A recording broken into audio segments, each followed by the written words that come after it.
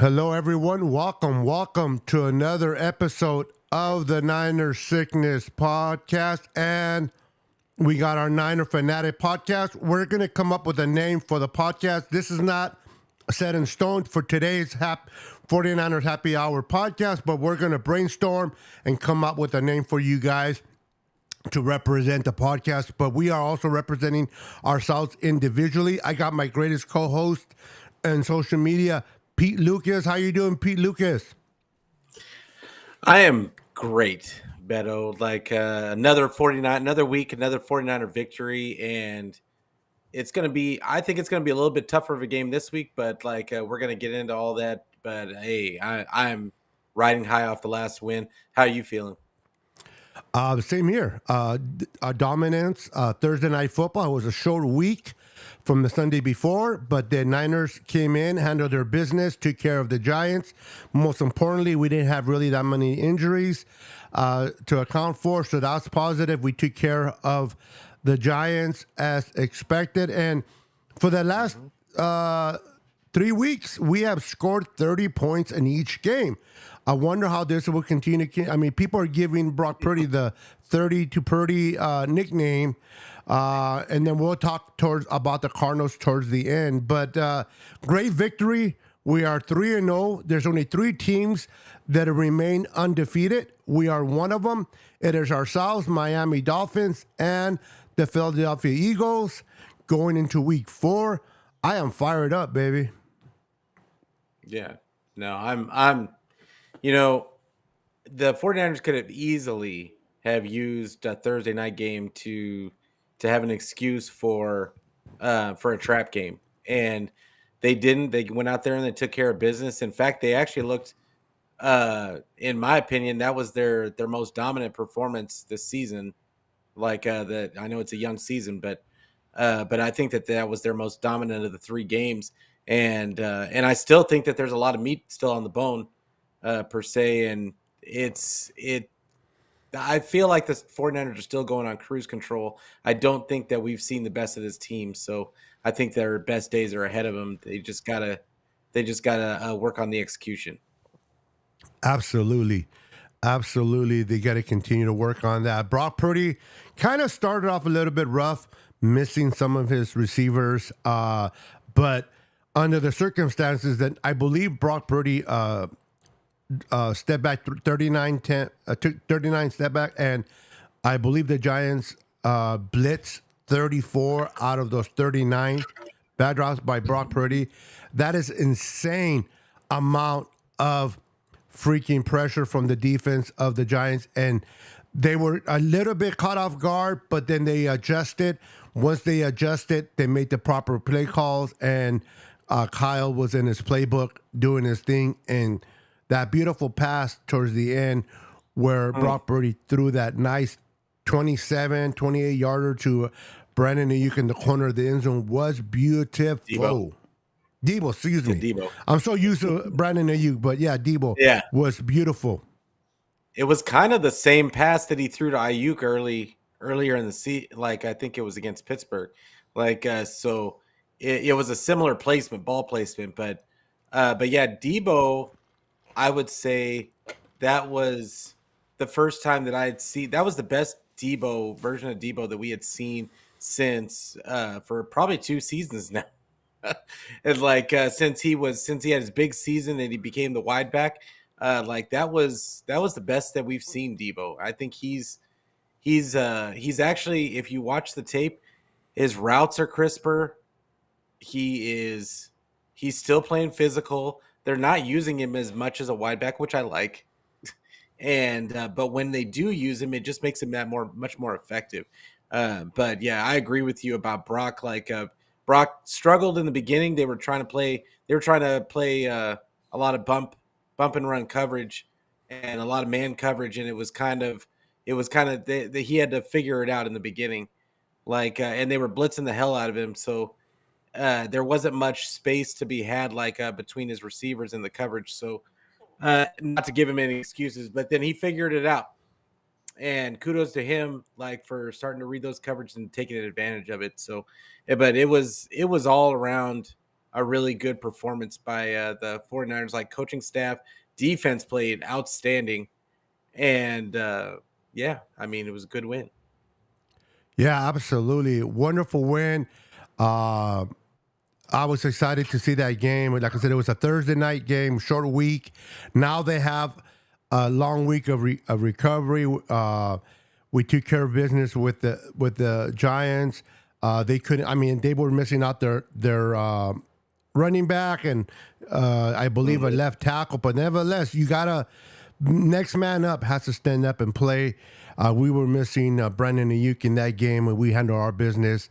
And then now we're facing the Cardinals going into week 4, and the Cardinals have in all of the 3 games they've been in, they have been in close, except the Giants one where they allowed the Giants to come in the second half and just wipe their butt with them. But they played the Cowboys very well, and surprisingly, that was the upset of the week when they beat the Cowboys. Now, how much is that the Cardinals are a better team than we think they are, or that the coach of the Cardinals are just being the ex-defensive coordinator of the Eagles or offense? I don't know what he was over there, but he's so familiar with the Dallas Cowboys. Do you think it was because he's familiar with the Cowboys that he was able to game plan for them, or do you think the Cardinals are better than what a lot of people think they are?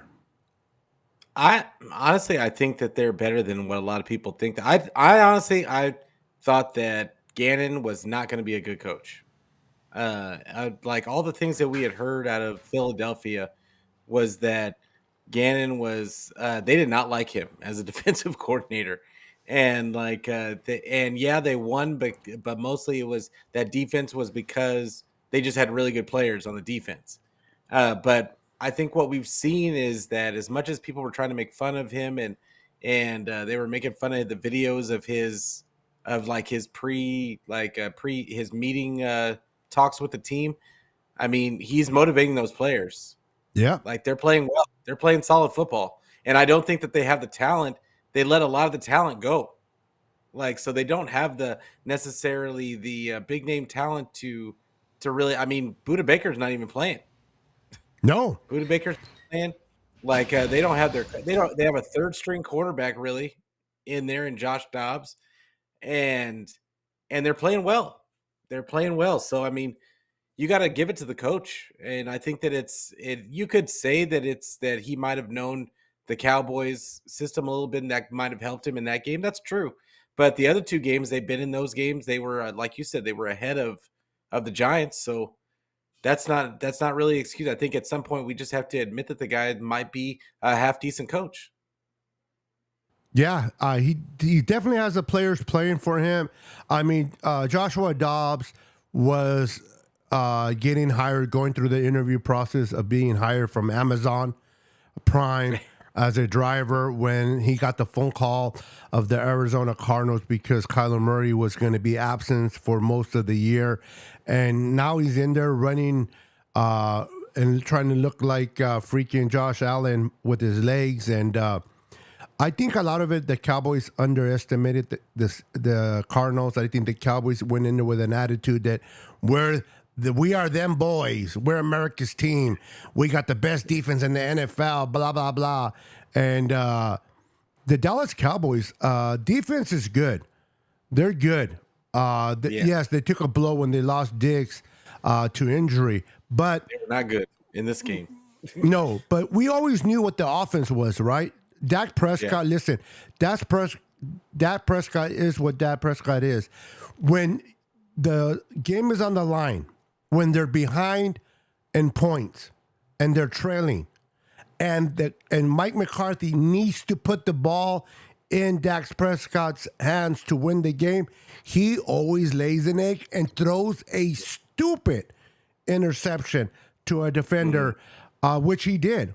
And I think Mike McCarthy is not trusting Dak Prescott. And they went in there thinking that they were the almighty Cowboys, and they got a piece of humble pie.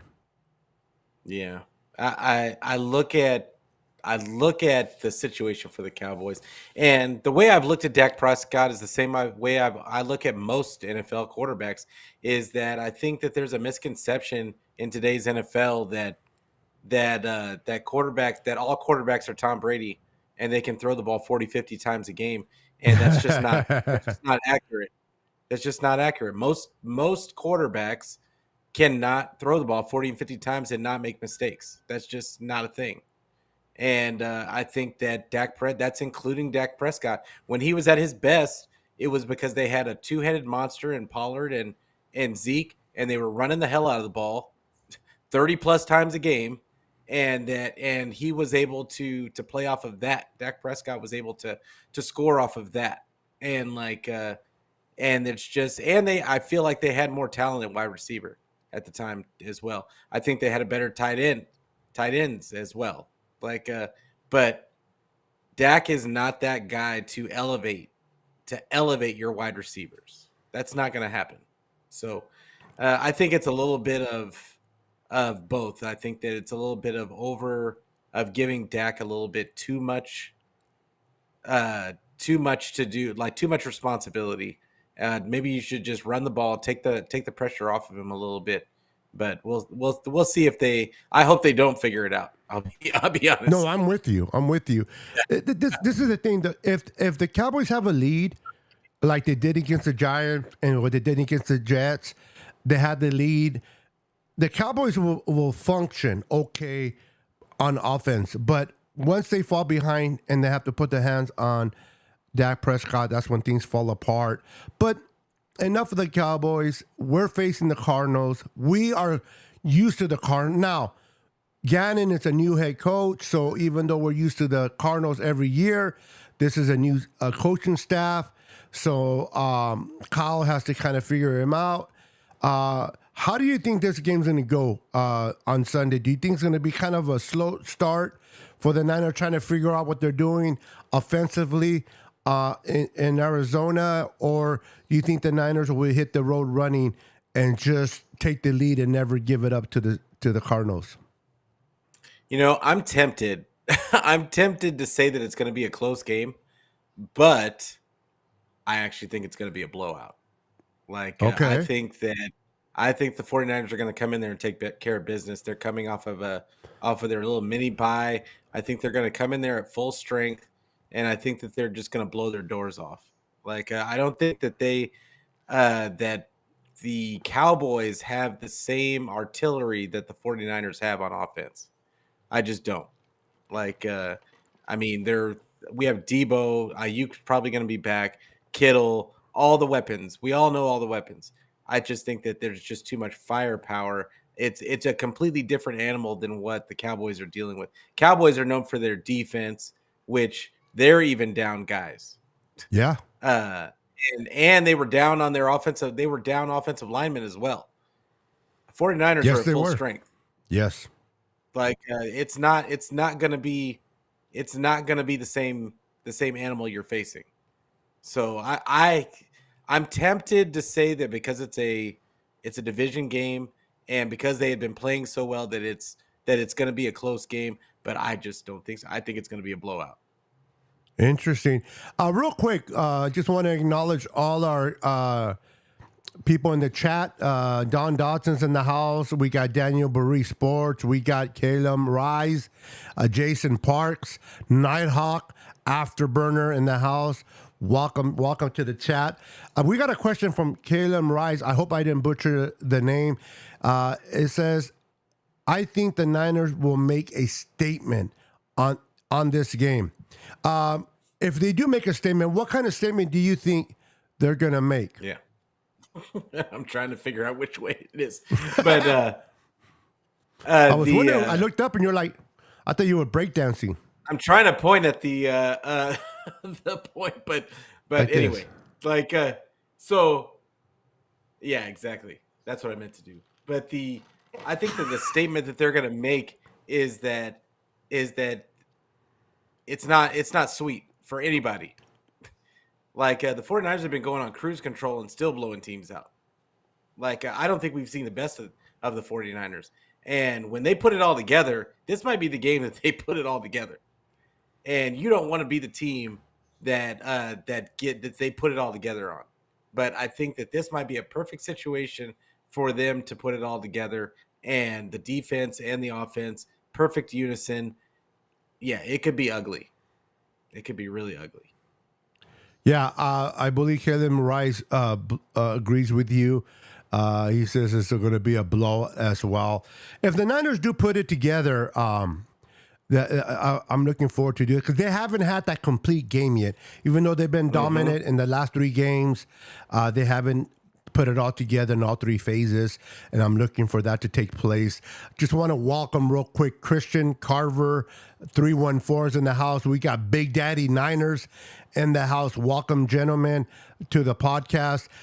This is we're using the name of 49ers Happy Hour podcast for today purposes, but we are going to put our brain together and brainstorm, myself and Pete, to come a name for our podcast.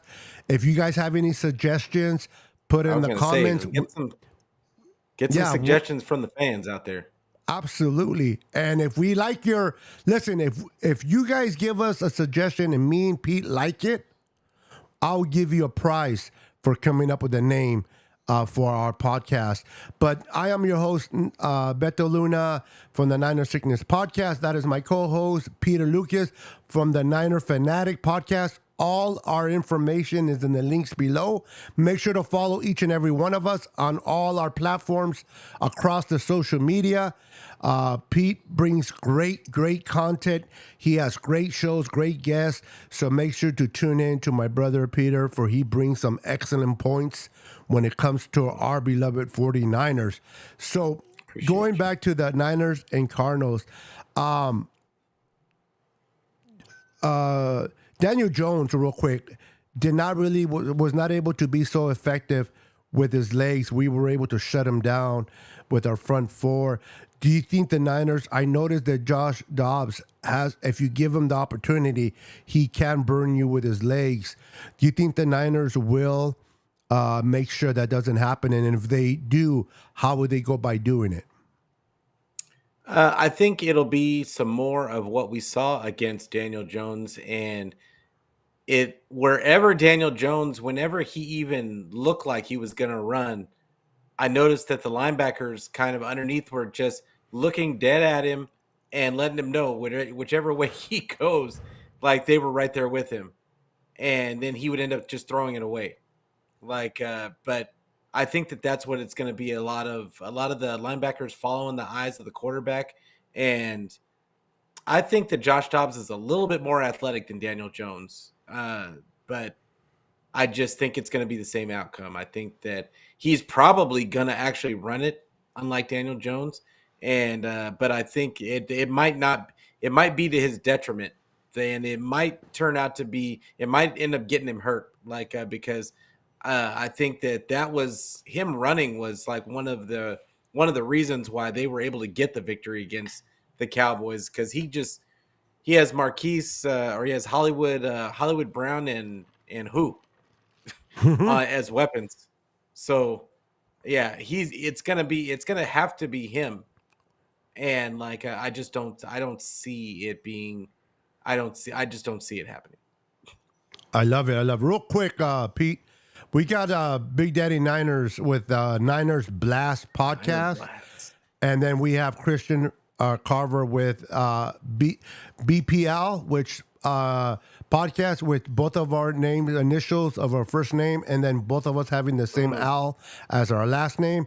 And then this one's kind of I like from Jason Parks, Faithful nice. Hour podcast. Ooh, that's kind of that's a nice one. Catchy. Yeah, the Faithful Hour podcast. I like that. So keep bringing in your comments. If you're watching this video as a replay, make sure to put in the comments. Give us your best name for a podcast for myself and Peter.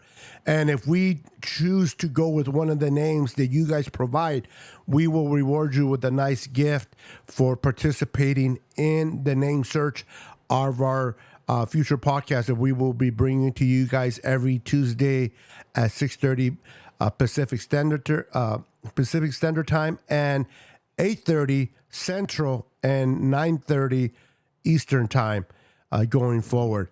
So you say blowout. Mm-hmm. What do the Niners need to do other than playing a complete game?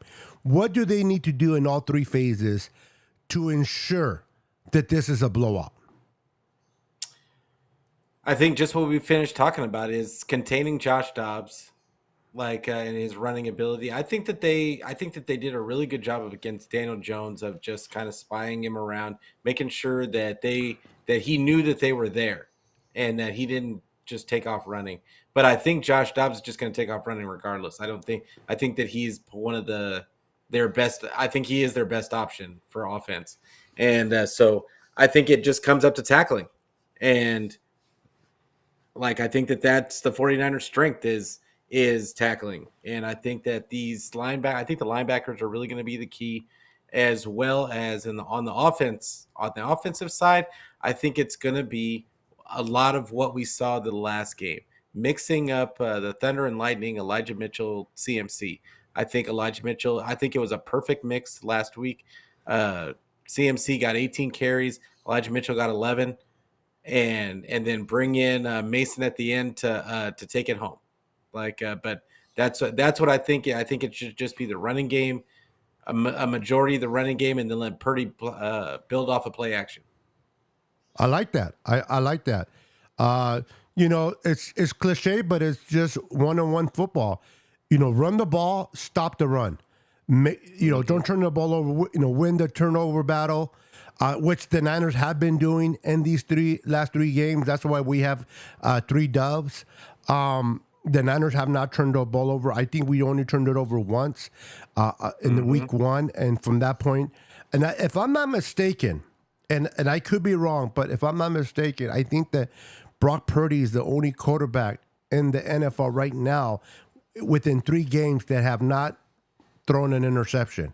I think every quarterback that has played in the last 3 weeks have thrown an interception. Brock is the only one without, and I'm not saying that for Brock to do one on Sunday, but I'm just saying that's a good stat for Brock. Yeah, I think that we're going to run the ball down the throats with McCaffrey. I love the way they implemented Elijah Mitchell last week against the Giants. We saw more. I think he played like 11 minutes, which was great, or 11 snaps. Not 11 minutes, snaps, but 11 snaps, which was great. And they gave it, and then Mason kind of came in to clean up duties with Sam Bradford back there. But I like this. I like the idea that they sprinkled in Elijah Mitchell. I'm all for giving it to CMC. I'm all for CMC running it down people's throats, but we are going into week 4. It's a long season. We're looking at going into the postseason. The Niners need to be careful how they use CMC. We don't need CMC getting a flat tire towards the end of the season. We need to keep him fresh, and we have Elijah Mitchell right now healthy, and we have Jordan Mason back there, and we also have I forgot the kid from LSU there. They can come in and step TDP. in. So, yes, TDP. So do you think the Niners should be a little bit more cautious with CMC going forward? Or you're like, no, he's the bell cow, run him. If he keeps making plays, just keep running him. Or do you think the Niners should kind of watch and monitor his snaps and kind of sprinkle in more of Elijah Mitchell? I mean, I absolutely think that I think that the last game was a perfect and ideal mix, because what we don't want is for Kyle to do a little bit too much with the mix, because CMC is a threat that doesn't, because he also had 5 catches, as well as those 18 carries. So I think it's really important that he's on the field. But I just like the fact that he was using Elijah Mitchell as a changeup, and then at the end of the game, CMC wasn't even in the building, or not in the building, but you know what I mean. Like, he wasn't No, I hear out you. there, and it was Jordan Mason closing out the game. That's really what I'd like to see from CMC. I know that Kyle cannot keep him off the field, but at the same time, just give him a few changeups just to get him to keep him from building up the miles, and I think that that's key. But also, if you look at the reason why I say that is the key to the game is Arizona gave up 185 yards rushing on Yep. in the last game, and Tony Pollard had 23 carries, 122 yards. Nobody had under 5.3 yards a carry against Arizona last week. So I look for the 49ers to take advantage of that run defense, and because the pass defense wasn't as bad, nearly as bad.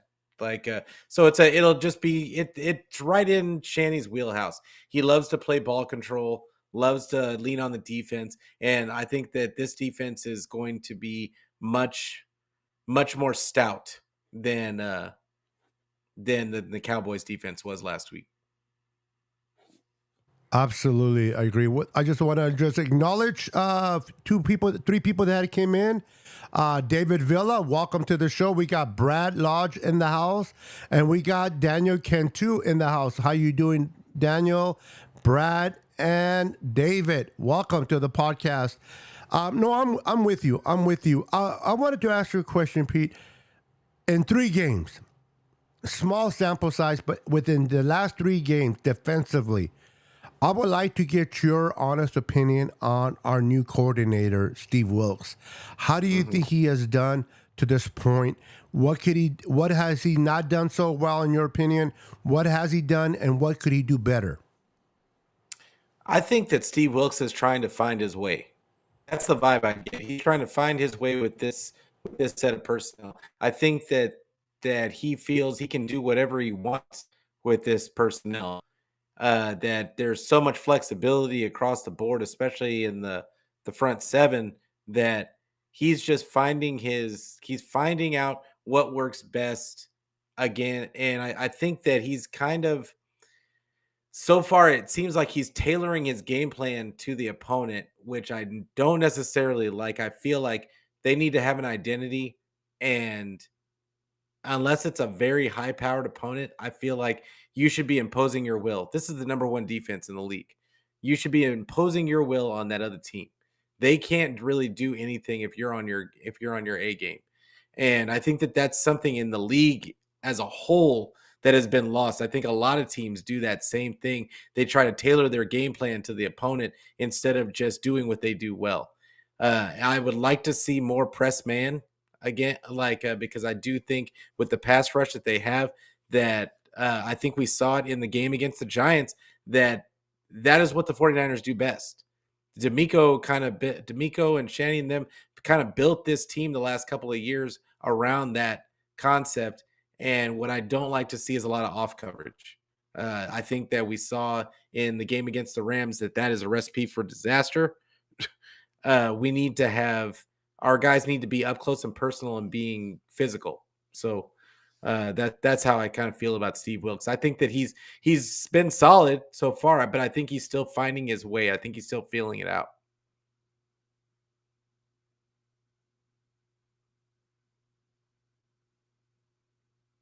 I can't hear you, Beto. Sorry, I have the window open behind me, and there's Yeah, kids playing, so I mute myself so you guys, well, as you're speaking, so that you gotcha. guys don't hear the background. And I was too busy looking at PFF that I forgot that I had mute myself. Thank you for mentioning that. I'm like blah blah blah. What is he saying? Um, no, but I really agree with you what you said. I think that I like your evaluation of Steve Wilkes. I think he's doing a great job. He is trying to find his identity with this defensive roster.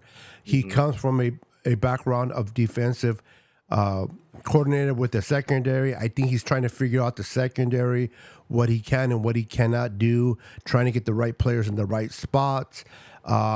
He trusts Chris Kacerek to do what he does. I just want to I mention that love. I want to say this one thing. I do love the 5 down linemen on obvious pass downs. I was just Like about to that say is, that you got to I go sneaky love from that. me. Yeah, I was that's sorry, where I was going. sorry. No, it's good. I was going to say that I love how they're using Kinlaw. Kinlaw, Yeah. for all the crap that we've been talking about, and it's only been 3 games, but looks like he is 100% healthy. He looks not only healthy, but he looks like he's hungry. Once again, he has that fire. He when it comes to pressure, and again, if anybody knows me, I'm not a big sack guy. People, I love sacks, and if they come, great. But I'm more, are you providing pressure? Are you creating havoc towards a quarterback? Is your presence on the field known to the QB that you're going after? I can care. Sorry about that. I don't care about sacks. Those will come when they come. But are you providing? And since they brought those 5 linemen, because they put in Kinlaw in there, and they're bringing the house, and I love that. I love it. I want to see more of it. So I 100% agree with that. Keep bringing Kinlaw. He continues to play the way he's played. Utilize him. Use him. And we are caving in that offense. If you notice, the quarterbacks that we have faced so far have to run to the outside, and that's when Bosa and Jackson can do their best damage when the quarterback is sent to the outside, because we're caving in the pocket with Eric Armstead, Hargrave, and now Kinlaw. I love it. Yeah, I love it. I love it. Like it just goes back to, you're gonna blitz. Steve Wilkes wants to blitz anyway. Yes. Like, so you might as well just send another defensive lineman, and then it's just 5-on-5. And if you want to stick a running back in there for pass pro, okay, or stick your extra tight end and take a weapon off of the field, great.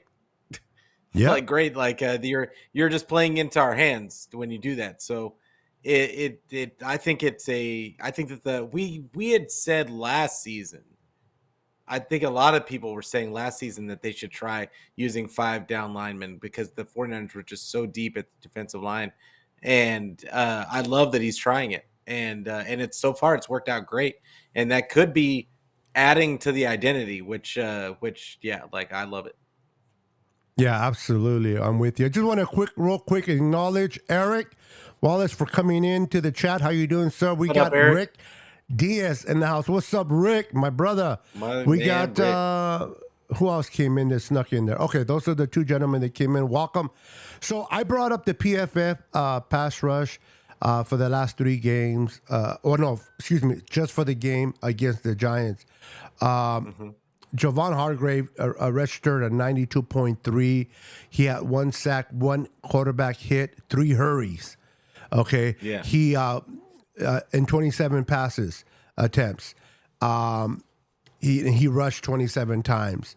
Then you got Nick Bosa, who in 29 passes he rushed 28, so he was asked to drop back in one of those. He registered a 91.5. He had a total of 6 quarterback hurries, 1 sack, 1 quarterback hit, and he had a percentage of 16.7 in that. And his win percentage, get this, his win percentage was 33.3. So what that means is every time he went against that offensive lineman, he was kicking his ass. Plain and simple. He was 33.3. And you had Bosa. Oh, I'm sorry. I rephrased this. Bosa was 24% win. Hargrave was 20%. Kinlaw was 33.3. Yep. Winning against it now. Now Kinlaw only came in 15 times through the whole game, but nevertheless, what he has done is great. Drake Jackson was a 13.6 win rate. Our defenses looks good, man. Bosa, Armstead. What was Armstead? 91.3. He had 3 total hurries. He had 0 sacks and 1 quarterback hurry. Now, Eric Armstead is so underrated, Pete. He does not pop up in the stats like other players do, but what he does to allow the rest of the players to do their thing is incredible. He's like the unsung hero of that defense. He doesn't come up in stats. They don't come up in highlights, but all the work that he does allows Nick Bosa, Drake Jackson, Hargrave, and Kinlaw to be and do what they do best. We might have talked to this before, but I want to get your thoughts on Eric Armstead. What is your personal opinion of this guy? I believe you like him. Do you think this guy is the heart and soul of that middle for us? I think that Eric Armstead makes everybody's job easier. I Come think on that now. they really just kind of use him. If you watch games of older like 2019 of DeForest Buckner, like when DeForest Buckner was on the squad, it's almost identical to what Eric Armstead does for the team right now. Like he is taking on most of the time like a double team. He's penetrating to kind of blow up run fits. He does all the things to free up the other guys to do what they do, like Javon Hargrave, who has 2 sacks, and pushing the pocket forward. I think that that is such an unsung, like it's such a people just don't respect it enough, because what happens when you push the pocket forward is that they forces the quarterback to go to the outside, and who's waiting outside? You either got Bosa, who is a maniac on one side, or you've got the athletic freak in Drake Jackson. Like I'm gonna start calling that guy like Mr. Fantastic or something, because his arms are. It seems like his arms are like 20 feet long. Like they're just everywhere, which is why he blocks so many passes. But whichever way you try to roll out, there's somebody waiting. So I think Eric Armstead is perfect for this defense. I think this defensive line as a whole has been perfectly constructed, and I know that I haven't even mentioned Cleveland Farrell, but I think he deserves a mention as well on like on early downs. So yeah, I love Eric Armstead. I think that he's an unsung hero that doesn't get enough credit. Yeah, I 100% agree with you on that. He is an unsung hero that does not get enough appreciation from the fan base. I understand that when we lost DeForest Buckner, the Niners tried to sign DeForest to a long contract. He wasn't willing to take the money the Niners were offering. He took more money. He moved on. But I remember, and when he left, that the Niners were so upset that we kept Armstead instead of Buckner. Now, as a Mhm. player, individual player, Buckner is the better player than Armstead, in my opinion. But in the scheme that we run defensively, the player that is more valuable to this defense at that time was, for me, Eric Armstead over DeForest Buckner. What are your thoughts on that? With like on Eric Armstead over DeForest. Now, like out of both of Um, those players, who was a better player to stay behind now? Who can help out the team more? well, I mean, DeForest Buckner was the better of the two. Like, let's just be Correct. real. Like, the but I would say that Eric Armstead, like when they were together, Eric Armstead complimented DeForest so well Yes. that it was a match made in heaven. Now, when he left, it was obvious that Eric Armstead was missing. He was missing a running mate in the middle. Like they had DJ Jones, who was really good in his own right, but it was different. It wasn't the same. They weren't pushing pockets forward, and they were doing a really great job against the run, but it just wasn't the same. And because in 2019, I think that was the biggest reason. I know that everybody talks about D Ford and Bosa screaming off the edge, but it was really the pocket, the DeForest Buckner and Eric Armstead pushing the middle of that offensive line that caused that 2019 that made that 2019 defensive line so great. Like because I'm telling you, when you press that pocket forward, it causes that QB has to run somewhere, and they can't just step up in the pocket. So it's going to cause a lot of sacks. I think as these guys gel together, it's going to be more and more sacks. I feel like. Yeah, and I agree with that. Listen, when we got rid of Buckner, we were, a lot of Niner fans weren't happy because of the move, but I always ask people this: Kinlaw did not work out. He's doing okay right now, but he hasn't worked out the way we wanted him to work out. A lot of it had to do with injuries and so forth. But I tell people this: without DeForest Buckner trade, we don't get a hype number one. Therefore, we're not able to trade with Tampa and move down one spot and accumulate extra picks that we later on used in the same round to move up from 32nd to 25 to get Brandon Ayuk. So I tell people this: if you love Brandon Ayuk, he would not have been here if it wasn't for that trade. So now if Kinlaw would have worked out, it would have been the best trade. He didn't, unfortunately, and that's why people are a little skeptical about that trade. But the Niners acknowledged they were needing someone to put pressure in the middle. Our weakest spot last year was in the middle. So what did they do? They went out and got Hargrave. They brought in Hargrave, and they went ahead and took care of that spot. Hargrave already has 2 sacks in 3 games. Okay, he's on pace to getting multiple sacks. He's been a big difference maker. Eric Armstead becomes alive when you have another guy. Eric Armstead, if he's taking on 2 defenders, it's a little harder for him.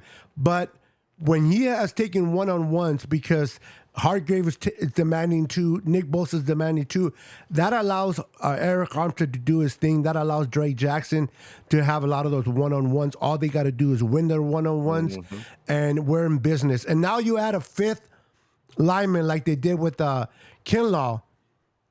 If you're an offensive mind coach, you're like, okay, you got to defend the front 4, which are monstrous.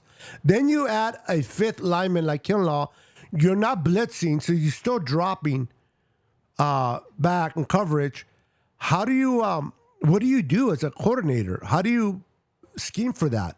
You got 5 big dudes coming at you full force. How do you avoid the collision, which is those 5 guys? I mean, the only way is to hope that the 49ers aren't playing press man. Because if they're not playing press man, then you have a chance, because if they're playing an off coverage, then the quarterback can make a run for it. But if they're not, and everybody's playing closer to the line of scrimmage, it's going to be really hard, because you probably got 2 seconds at best to get the ball out. And I just think that as this year evolves, I think we're going to see more and more of that, not just on 3rd down. So just be ready for that. I like it. I like it. I love our defense. I love our secondary. Lenore's been looking good. Ward has been looking good. And the guy that we brought in the offseason that wasn't doing too good, that looked like it was almost a mistake of getting him in free agency. He wasn't playing well. He wasn't looking good in practice. Is Isaiah Oliver. But so far, the last 2 games, he has been stepping up. It seems like he's getting more comfortable with that defense, the scheme of the defense. He's finding his feet underneath him. And I've been seeing him gradually get better under this team. Now, it's a small sample size. It's only been 3 games. He's only played well in 2. But at least he's heading in the right direction. He's trending in the right direction. How good do you think this defense can be if Isaiah Oliver, being that slot corner, can really hit his strides? I mean, if they're playing press man, like that plays into Isaiah Oliver's wheelhouse, because he's a bigger physical corner. And if he can get his hands on you, and that defensive line is doing its thing, and doesn't leave those corners on islands, it just plays into his hands, because you're not gonna break his tackling. As he's shown, he's a pretty sure tackler, and because of his size, you're not gonna break out of those tackles. He's able to be physical. It's giving him the ability to be physical, and and like set a tone with those wide receivers. Also, it's just when you're able to lean and put your hands on those smaller slot receivers, it demoralizes them a little bit throughout the game, and they can't. And then sometimes it makes those guys give up on the play. And I think that that's what the 49ers defense is really good at, is being so physical that eventually, like, it makes the offense keep their head on a swivel because they're afraid they're going to get hit from who knows what angle. Yeah, absolutely. I mean, last year the Niners had a thing that they developed with defensively where every team that played the Niners that week, whether we won or lost, went up losing the week after. That's how much their team got beat up by our defense, and that was a great stat. I just want to real quick acknowledge Pittsburgh Austin. finally beat that curse. Yeah, he sure. Yeah, they sure did. Austin, welcome. Jose Avila, welcome. David McNiner's in the house. Welcome, sir. Oh, Thank you, David. gentlemen, for coming in. I got the honor to meet David McNiner for the first time Saturday. He came down from Utah for the Giants and Niner game, and then we got to go to Berkeley to have some breakfast. Me and him and four other Corey Davis, Bryant Cole, and John Jay. We got together, and then we went to San Francisco, gave the tour to David McNiner. He got to go through the Golden Gate Bridge, the Bay Bridge, and the Richmond Bridge. So it was nice meeting him in person. Great guy. Thank you for stepping into the show. So real Absolutely. quick, as we're coming close to our hour show, I want to ask you. I want to get your MVP player against the Arizona. Who is going to be your MVP offensively? Who's going to be your MVP defensively to get this victory over Arizona on Sunday? So offensively, I mean, I think it's going to be. You know what? It's easy to say. It's going to be CMC. That's low hanging fruit, right? But I think I'm going to go with Brock on this game, just because I think that CMC is going to open up some big play opportunities for Brock in the play action game, and I think he's going to hit it this week. So I'm going to go with Brock, and then defensively, I'm gonna say Greenlaw. I'm gonna say Greenlaw. I think that what I saw in the game plan against Daniel Jones was they kind of had Greenlaw like hunting him, and and he was constantly looking dead at Daniel Jones like I dare you. I wish you would try to run it, and that's the vibe that I got. And Daniel Jones just kind of like just thought twice about it and just decided not to go. But yeah, I'm going to go with Greenlaw because I think he's going to get plenty of opportunities for tackles this week. Greenlaw, okay. Greenlaw, I like it. Real quick, I just want to acknowledge Tony Smith, who just popped in. Welcome, Tony Smith. We got Bebop Jones in the house. Welcome, Bebop. Thank you. Jose Avila brought up a question. He says, what do you guys think about bringing in a big bag play Leonard Fournette to help us with the goal line? It looks like coach does not trust Mitchell with the fumble issues that he has. I'm not a big guy bringing in Fournette. I don't know. I don't think we need him, but I want to get your thoughts on that. Yeah, I think that they have four good running backs that most teams would probably pick over Leonard Fournette as it is. And I think that they've got a goal line back in Jordan Mason that they just don't use. So, I don't think it's because Shanny doesn't trust him. I just think that he just would rather. I think CMC just gives him more options in the it's just more of a threat situation against the defense. So, it is what it is. Yeah, I agree. I don't think that. Yeah, I'm with you. I don't think we need a Leonard Fournette type of player. If anything, I would like to bring in a safety, a corner, or bring another pass rusher if we would think about bringing someone in. I think we're pretty good at our running position with CMC, Elijah, and Jordan Mason there, and then we got Juice. We can't forget we still have Juice that we can punch it in with if need to be. So, a great question, Jason. I just don't agree that I don't think we need to bring in Fournette myself. So we play the Arizona Cardinals on Sunday at Levi's, a home game. And then we play the Cowboys the following week, which we will talk about the Cowboys next week on our episode. Give me a score prediction for this game, and don't be shy. Yeah. I think that the 49ers beat the 30 streak, and I think I'm going 35. I'm going to go 35-10. 49ers. Like, I just think that is a this beatdown. this is going to be, I think it's going to be a pretty significant beatdown. Like, I think it might not be that exact score, but I think it's going to feel like that exact score regardless. Well, what is it that the Cardinals have done that have not impressed you for you to feel comfortable saying that we're going to beat them that bad? What is it about the Cardinals that has not impressed you? Like, are they false gold?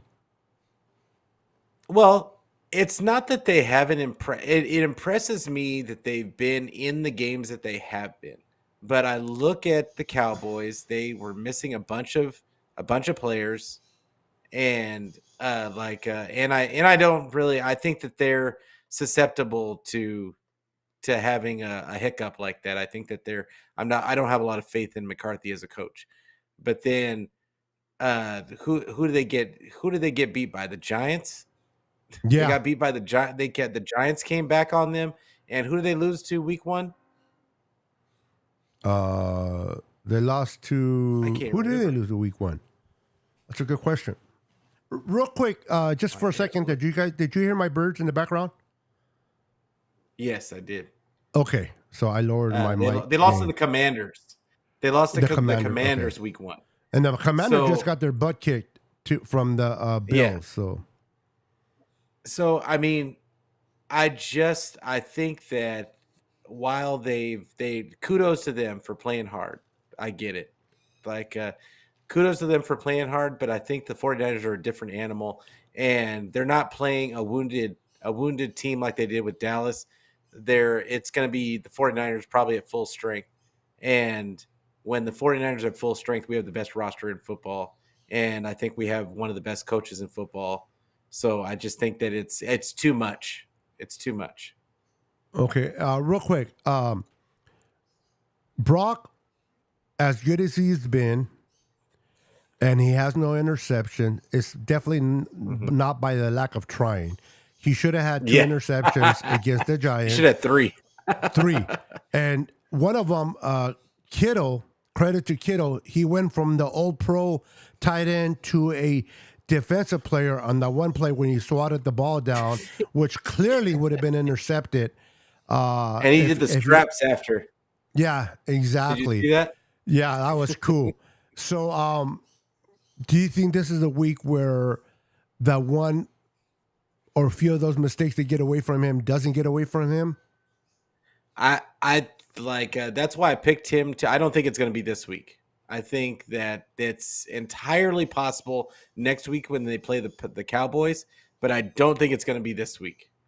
I just think that they're going to lean on CMC and the running backs, but the reason why I say that Brock is going to be the MVP this week is because he's going to get those opportunities off play action that I think are just going to be. I think they're going to be splash plays, and it's going to be. I think he might get another like 250. I think he's going to end up with like about 250, but I think he gets like 3 touchdowns.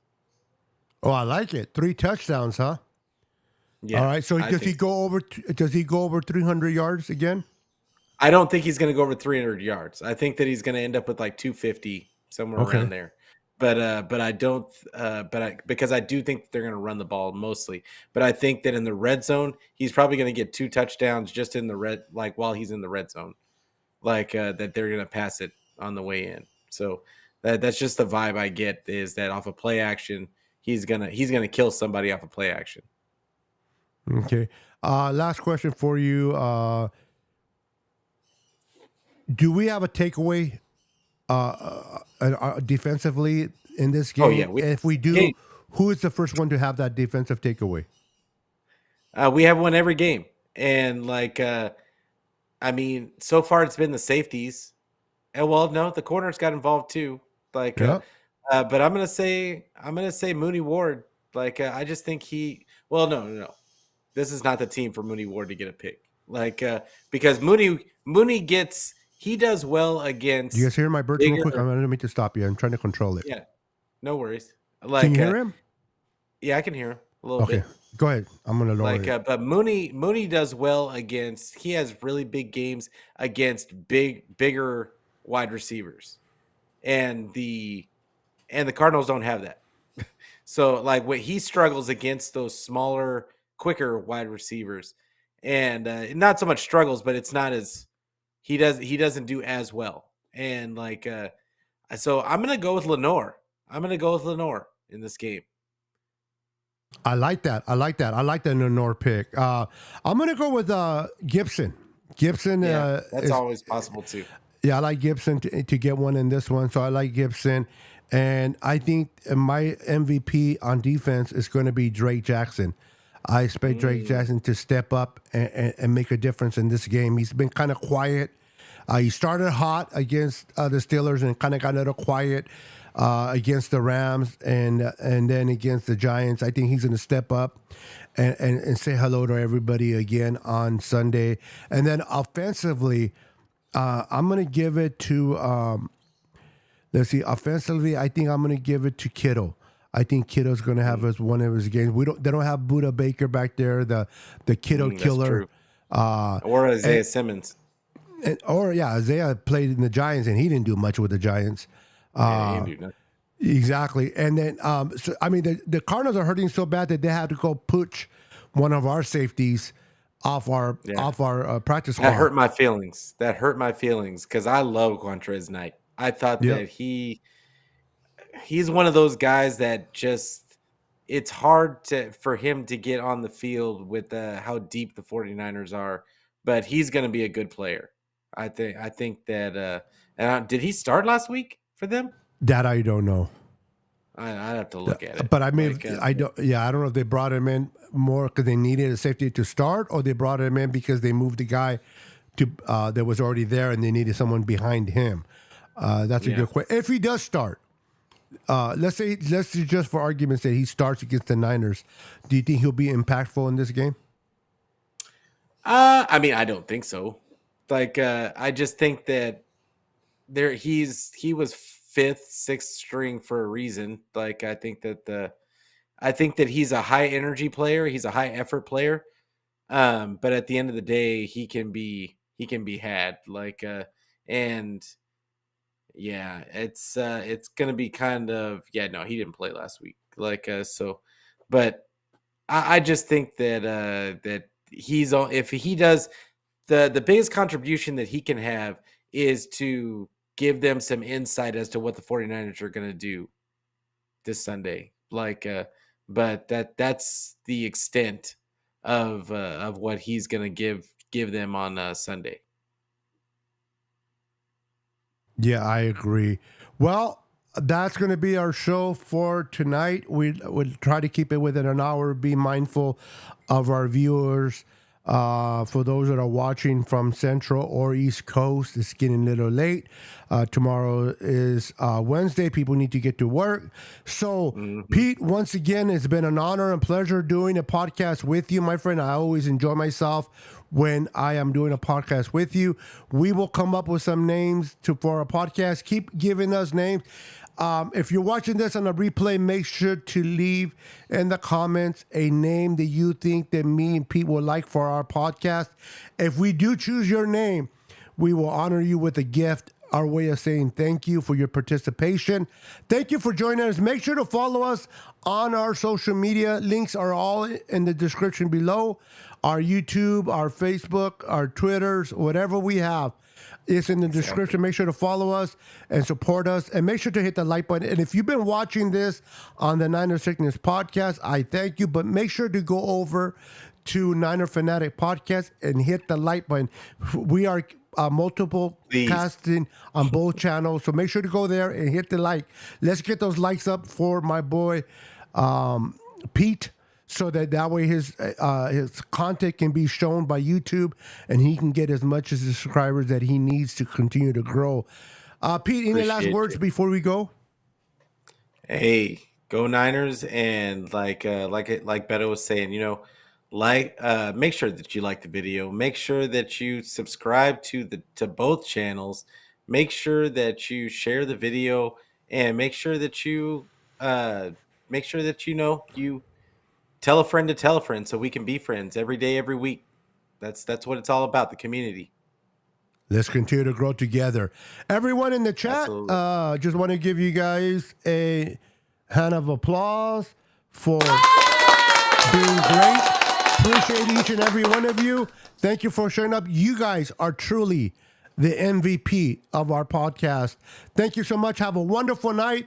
Enjoy other podcasts throughout the week, and we'll see you here next week at 6:30 Pacific, 8:30 Central, and 9:30 Eastern here on our channels.